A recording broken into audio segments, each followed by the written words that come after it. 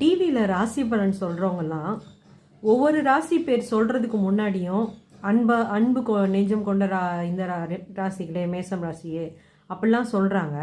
அந்த மாதிரி ஒவ்வொரு ராசிக்கும் ஒவ்வொரு குணாதிசயம் இருக்குது. அது எப்படி சொல்கிறாங்க? இந்த பொது பலன் அப்படிங்கிறதே தவறான கான்செப்ட். பொதுவான பலன் அப்படின்னு நம்ம ஜோதிட சாஸ்திரத்தில் இந்தந்த ராசிக்காரங்க இப்படி இப்படி இருப்பாங்க அப்படின்னு ஒரு 4 வரி போட்டிருப்பாங்க. அதுக்கப்புறம் இந்தந்த லக்னக்காரங்க இப்படி இப்படி இருப்பாங்க அப்படியும் ஒன்று போட்டிருப்பாங்க.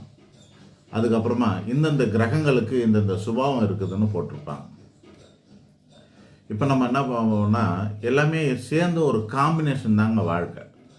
அதில் இப்படி தான் இருப்பாங்க அப்படின்னு நம்புறதெல்லாம் அதெல்லாம் தவறான விஷயம். பொது பலன் ஒன்று கிடையவே கிடையாது. ஒரு காம்பினேஷன் என்னென்னா, ஒரு ஜோதிட சாஸ்திரத்தில் ஒரு 3 விஷயம் இருக்குது.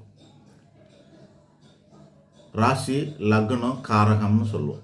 இதை புரிகிற மாதிரி சொல்லணும்னா விதி, மதி, கதி அப்படின்னு சொல்லலாம். விதின்னு ஒன்று இருக்குது, மதின்னு ஒன்று இருக்குது, கதின்னு ஒன்று இருக்குது.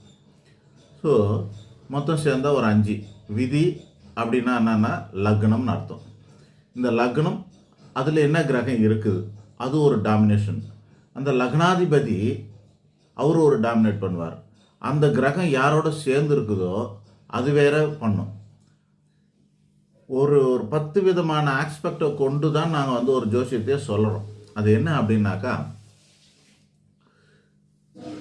ஸ்தானம், ஸ்தானாதிபதி, காரகம், அதுக்கப்புறம் இணைவு, சாரம், பாதம், இந்த மாதிரி நிறைய விஷயங்களெல்லாம் சேர்த்து பார்த்து தான் நம்ம பலன் சொல்கிறது. பார்வை, ஒரு கிரகம் பார்த்தா அதனால ஒரு தூரமாக இருந்து ஒரு குரு பகவான் ஒரு லக்னத்தை பார்க்குறாரு, லக்னாதிபதியை பார்க்குறாருன்னா இவனோட சுபாவத்தில் சேஞ்சஸ் இருக்கும். தூரமாக இருந்து சனி பகவான் இவரோட லக்னத்தையோ லக்னாதிபதியோ பார்க்குறாருன்னா அவரோட வாழ்க்கையில் பல சேஞ்சஸ் இருக்கும். அந்த பார்வைக்கு கூட இங்கே பலன் மாறும். அந்த மாதிரி ஒரு பெரிய காம்பினேஷன் கொண்ட ஒரு விஷயத்தை பொது பலனாக சொல்லிடுறாங்க. சாதாரணமாக கேட்பாங்க, சார் இந்த ராசிக்காரங்க எப்படி இருப்பாங்க, இந்த நட்சத்திரக்காரங்க எப்படி இருப்பாங்கன்றது. அதிலெல்லாம் எனக்கு நம்பிக்கையே கிடையாது.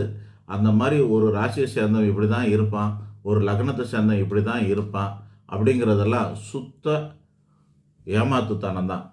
ஆனால் அதில் ஒரு 10% மட்டும்தான் உண்மை இருக்கலாம் அப்படின்னு நீங்கள் எடுத்துக்கலாம். நான் ஒரு 10 விதமான ஆஸ்பெக்ட் சொன்ன மாதிரி ஒரு 10% தான் உண்மை இருக்கலாம்னு அர்த்தம். விதின்னு ஒன்று இருக்குது, மதின்னு ஒன்று இருக்குது, காரகம்னு ஒன்று இருக்குது.